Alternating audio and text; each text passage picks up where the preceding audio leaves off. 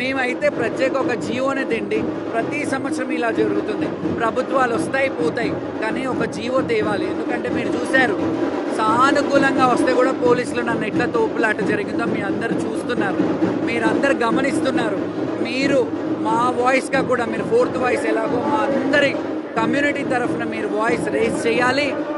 ఈ విషయాన్ని మీరు ప్రభుత్వం వరకు తీసుకెళ్ళి ప్రభుత్వ అధికారులు స్పందించేలాగా నేను రిక్వెస్ట్ చేస్తున్నాను. మీరు వాళ్ళని సలహా సూచనలు అడిగి వాళ్ళు ఏ విధంగా తీసుకుంటున్నారు, మాకు ఇప్పుడు ఇక్కడ చెప్పారు అయిపోయింది ఇంకా మేము పోవాలా అంతే, కానీ వాళ్ళు ఏం తీసుకుంటున్నారు అనేది మీరు అడిగి వాళ్ళ సంవత్సరం అంతా బాధ.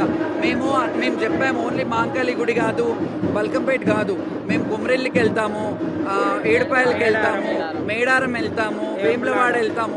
ఇవన్నీ ప్లేసెస్లో మాకంటూ ఒక ప్రయారిటీ, మాకంటూ ఒక ప్రత్యేకమైన క్యూ లైన్లు ఏర్పాటు చేయండి అని కూడా చెప్పాము. రెవెన్యూ ఒక మాట చెప్పనా, ఇక్కడ అమ్మవారు పెట్టారు కదా, పెట్టిన తర్వాత ఇలా పూజలు చేయాలి, బోనాలు చేయాలి అని ఒక శివశక్తులు జోగినీలు అమ్మవారు ఒంట్లోకి ఆవహించుకొనే కదా భవిష్యవాణి చెప్పే విషయం అంతా.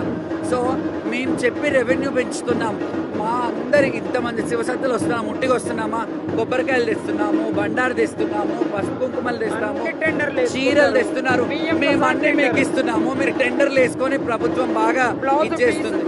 కనీసము మాకు ఒక పసుపు కుంకుమలు ఇవ్వాలి. ఇప్పుడు ఈ రోజు ఈ కండ వేశారు, నిన్న చేస్తే ఏమయ్యేది, నిన్న చేస్తే ఏమయ్యేది, ఇవాళ చేస్తే ఏం లాభము. కాబట్టి నా రిక్వెస్ట్ ఏంటంటే మీడియా ప్రతినిధులందరికీ మీరు ప్రభుత్వాన్ని గట్టిగా నిలదీయండి. మాకేం చేస్తున్నారో యాక్షన్స్ మీ ద్వారానే మేము తెలుసుకుంటాం. ఎందుకంటే మేము చేసేస్తామని వెళ్ళిపోయారు వాళ్ళు ఏం చేస్తారో మీరు అడిగి మాకు చెప్తే మంచిది, ప్రజలకు కూడా తెలుసు. లోపలికి వెళ్ళి పొన్నం ప్రభాకర్ గారు కూడా మీకు ఏమైతే నీడ్ ఫెసిలిటీస్ ఉన్నాయో అవి కూడా మేము చేస్తాము అని ఎండోమెంట్ మినిస్టర్ గారితో కూడా మాట్లాడించడం చేస్తాము. ఏది ఉన్నా కానీ ఆల్ యాక్సెస్ కార్డ్ కావాలని ఒక 5 మందికి ఎవరైతే సీనియర్గా ఉన్నామో వాళ్ళకైతే ఇవి చేయండి అని చెప్పి కోరుకున్నాము. ఆ ఆల్ యాక్సెస్ కార్డ్ అయితే 1 వీక్లో చేస్తా అన్నారు. ఇంకా ఏమైనా నీడ్ ఫెసిలిటీస్ ఉంటే కూడా పొన్నం ప్రభాకర్ గారు ఒక 1 మంత్ 2 మంత్స్లో ఒక జీవో తెచ్చి అది అమలు చేస్తా అని చెప్పారు.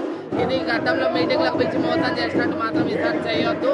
ఇది మాయమాటల్లాగా అయితే అక్కడికి చెప్పి ఆపొద్దు. ఏదైతే అన్నారో ఖచ్చితంగా ఈ ఉజ్జయిని మహాలంకాలమ్మ సాక్షిగా అది తప్పకుండా చేయాలని నా మనస్ఫూర్తిగా కోరుకుంటున్నాను. అందరూ జోగినీలకు ఇవాళ శాల్వాలు కప్పిర్రు, అదే నిన్న కప్పినుంటే మేము కేవలం మాకు శాల్వాలు కూడా కాదు, దర్శనం కోసమే చాలా బాధపడ్డాం, చాలా ఇబ్బందులు పడ్డాం.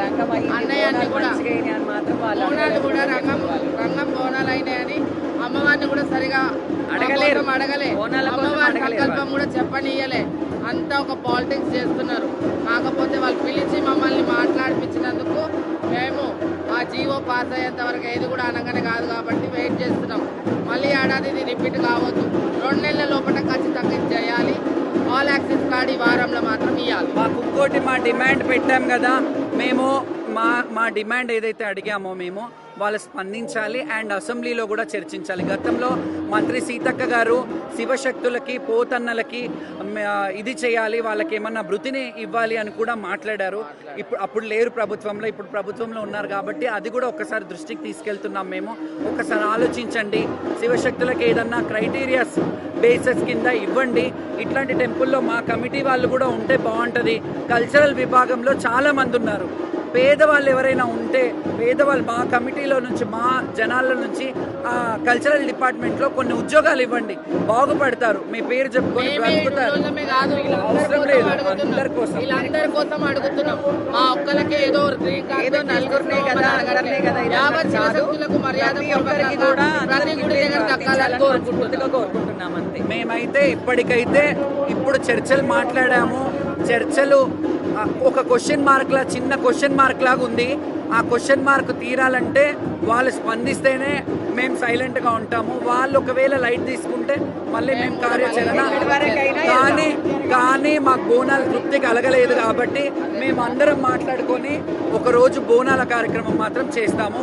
ఒకవేళ వాళ్ళు స్పందించకపోతే చరిత్రలో బోనాల పండుగ ఎట్లాగైతే ఉంటుందో జోగు బోనాలు కూడా చరిత్రలో మిగిలిపోతాయి. మళ్ళీ మంగళవారం బోనాలు ఉన్నాయి. డేట్ మేము మాట్లాడుకొని మీకు అనౌన్స్ చేస్తాం, ఏ రోజు బోనం చేస్తామని చెప్తాం. ఒకవేళ మన బోనాలు ఇది చేసిండ్రు, ఇప్పుడు ఒకవేళ మనకి ఏది ఇవ్వలేరనంట అదే పోలీసు వాళ్ళని మళ్ళీ సంవత్సరం అదే పోలీసు వాళ్ళకి బోనాలు ఎత్తిచ్చి అమ్మవారికి ఎక్కి అది కూడా కరెక్టే. ఇప్పుడు మేము 15-20 కిలోల బరువును ఎత్తుకొని వస్తాం, ఇంతమంది పోలీసులతో వస్తారు, వాళ్ళు ఎత్తుకొని ఆడతారా మాలాగా? ఒక్కరిని ఆడించండి, ఒక్క పొలిటీషియన్ నెత్తి మీద బోనం పెట్టి ఆడించండి, ఒక్క పోలీస్ని నెత్తి మీద